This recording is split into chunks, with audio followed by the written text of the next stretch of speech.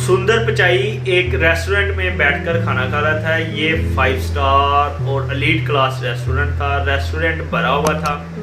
अचानक एक काकरोच आया, वो उड़ा और एक खतून के कोट पर जाके बैठ गया। वो खतून उठी और उसने चीखना और चलाना शुरू कर दिया।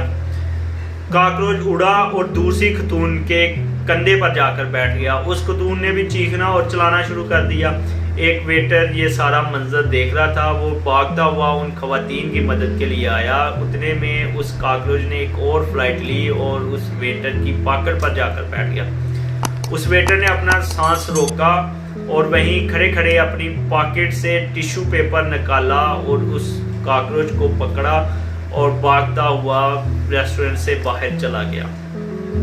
सुंदर पिचाई ने इस वाक़ये से और इस वेटर से बहुत बड़ा सबक सीखा।